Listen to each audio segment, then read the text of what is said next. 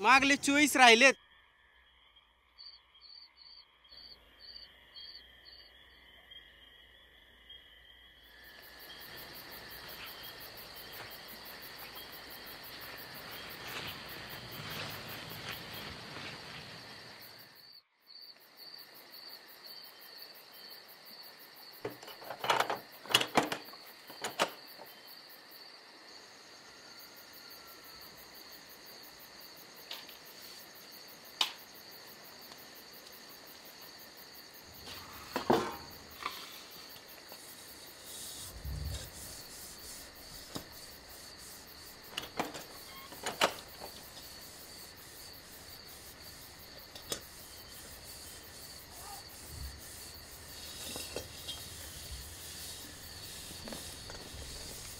कुठे गेलती इतका वेळ तडफडायला?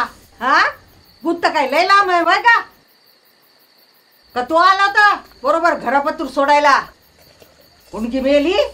हा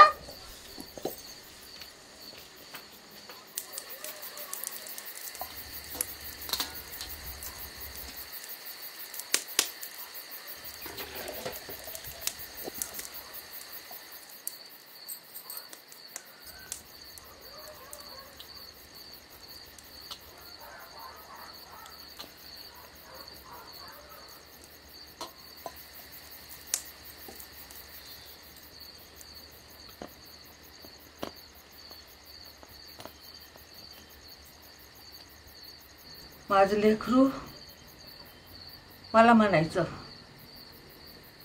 माय तुला पुण्याला नेतो, सारस बागेमध्ये नेतो, लुगडं बी घेतो. एवढंच होतं माझं बोर. तेव्हापासून समद गळायचं त्याला. त्याचा बाप कायम फिरलेला. खरातण्यासनी बेदम हाणायचा. माझं पोर तसं नाही निघालं. नाही निघालं माझं पोर तसं. शेतात जायचा, काम करायचा. कधी कुणाच्या आद्यात नाही का मध्यात नाही, आणि कधी कुणाच्या देण्या घेण्यात बी नाही.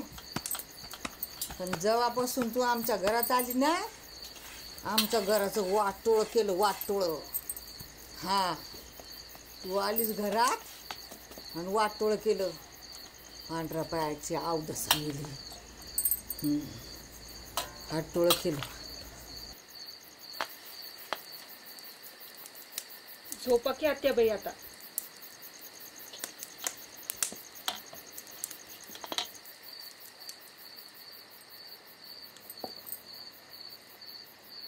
कर्ज कर्ज करत नुसता इकडून तिकडं तिकडून इकडं हिंडायत राहायचा तू. तू तू खाल्लंस त्याला, आणि ही अशी डावऱ्या हाताची पोरगी जन्माला घातलीस. हां, आणि आमचं वंश खोडलास. वाटोळं वाटोळं होईल तुझं. माझ्या निवृत्तीला खाल्लं तू. वाटोळं वाटोळं होईल तुझं. वाटोळं होईल. माझ्या निवृत्तीला खाल्लं. माझ्या निवृत्तीला खाल्लं.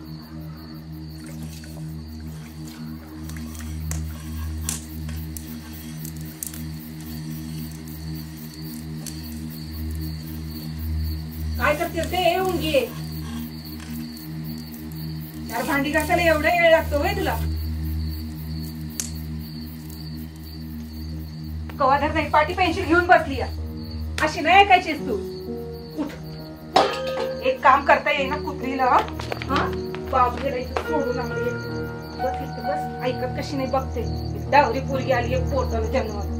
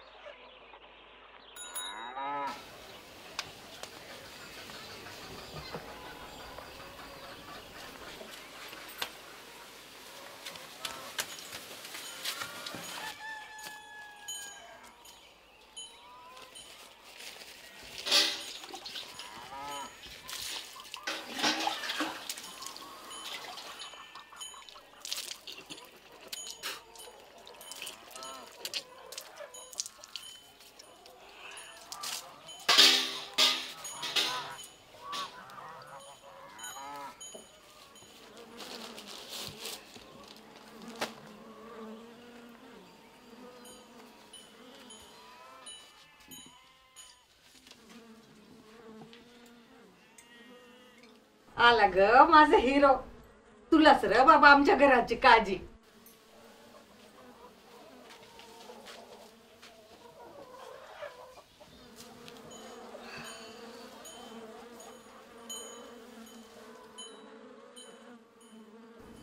सदाभाऊ बरोबर परवा तालुक्याला गेलेलो. कागद करायचा होता एकाचा. काम झाल्यावर गावाकडे यायला निघालो आणि तेवढ्यात मागणं महिपतरावांनी गाठलं. म्हणाले शेवटचं विचारतोय, किती घेणार बोला. मी काय न बोलता आलो निघून. आता हे बरं दिसतंय का? म्हणजे तुम्हीच सांगा मला. तो माणूस इतक्या दिवस आपल्याला विचारतोय म्हणल्यावर त्यांचा बी आपल्याला काय तर मान राखला पाहिजे. होय का म्हातारे? 3 वर्षापूर्वी 10,000 रुपये दर चालून आला होता. किती? 10,000 रुपये. मी म्हटलेलं तवाच देऊन टाका म्हणून, पण माझं नाही ऐकलं. आणि आता 7-8 हजारला पण कोण विचारत नाही. सोन्यासारखा दर आला तर त्यावेळी जमीन द्यायला पाहिजे होती. पण एक आहे, महिपतराव सारखं मागं लागलेत म्हणल्यावर त्यांना आपण काय तर रक्कम सांगितली पाहिजे.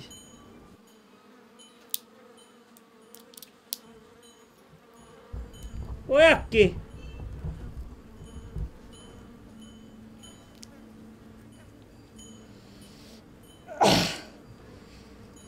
तुझ्या मनात काय आकडा तो तर कळू दे.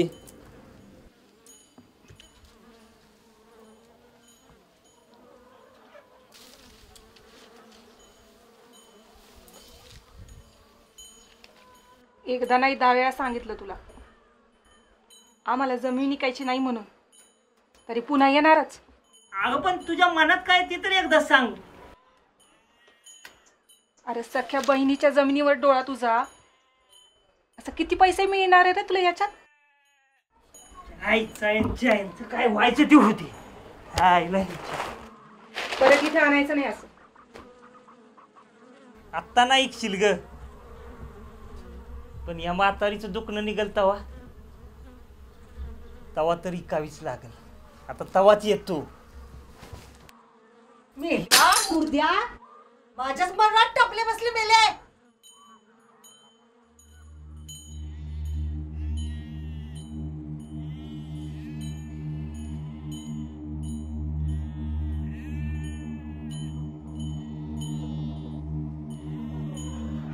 अगं हे भवाने, चुलीत घाल तुझी ती पुस्तकं. किती वेळा सांगितलंय तुला त्याने दिलेलं काय बी घ्यायचं नाही म्हणून, पण अशी सांगून ऐकणारातली नाहीये तू. चल दाखवतेस तुला. तो निघाला ती जमीन विकायला आणि ही बसली त्याची पुस्तकं वाचत. हा, ऐकणार का नाही तू? हा, ऐकणार का नाही?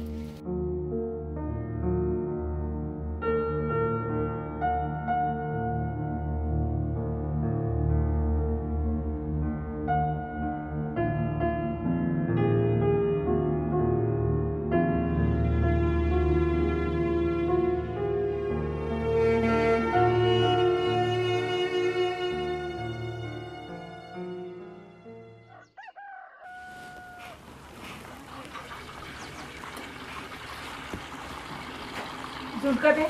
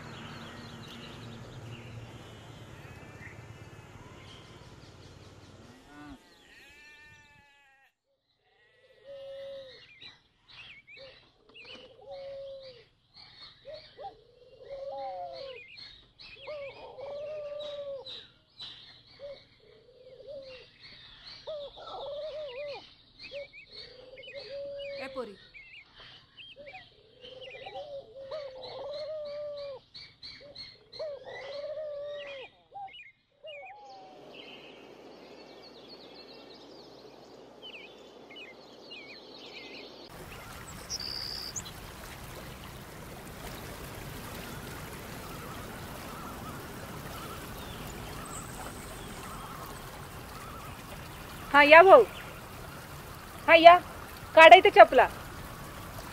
भवानी मातेचं लय जुनं मंदिर आहे, महाराजांपासूनच आहे. उन्हाचं आलायचं आतमध्ये बसा आणि निवांत झुणका भाकर खा. आणि झुणका भाकर खाऊन झाली की त्यानंतर आतमध्ये धान्याचं लय मोठं कोठार आहे, ते पण बघा.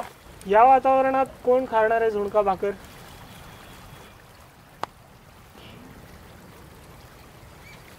बरं कितीला दिलं ते? 10ला. अहो 8ला द्या. 10ला नाही परवडत. साहेब या ना, साहेब घ्या आता. साहेब 8ला घ्या, साहेब 8ला घ्या.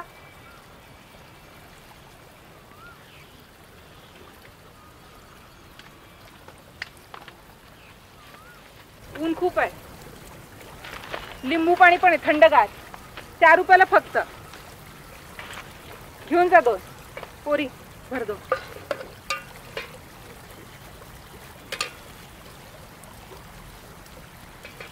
मध्ये बसा सावलीमध्ये आणि झुणका भाकर खा.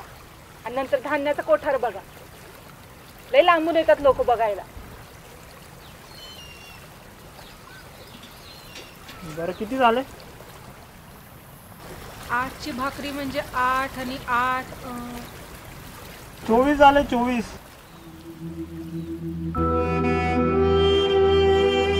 मागले 24 राहिलेत.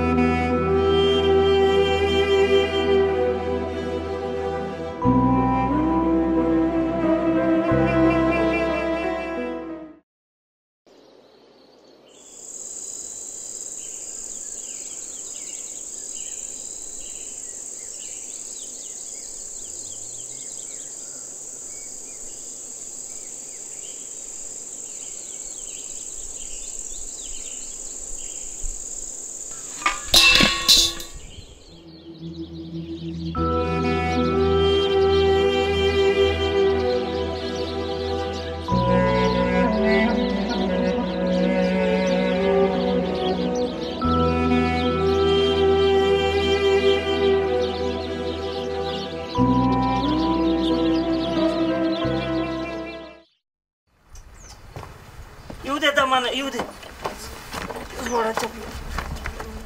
जरा सरका अक्का, जरा सरका. हा घ्या फिरवून.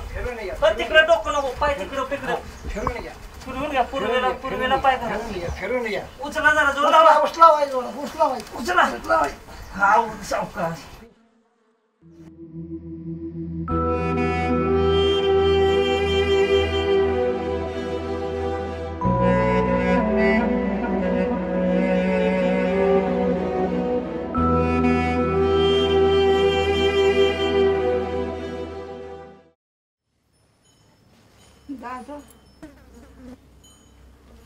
काय ग?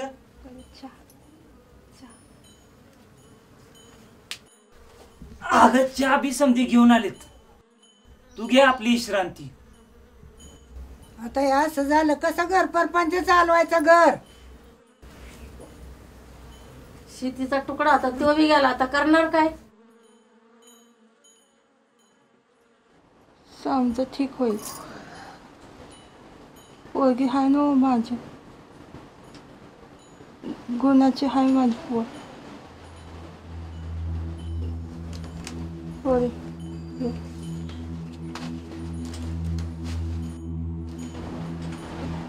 गुणाची हाय, समधी कामं करतीय, तळ्यावर भाकरी करतीय, झुणकानी भाकर करून घरावर विकायला नेशील ना. 4 पैका आणशील ना घरात. पण आहे आज पातूर तव्यानं माझ्या हाताला चटकं दिलंच ना.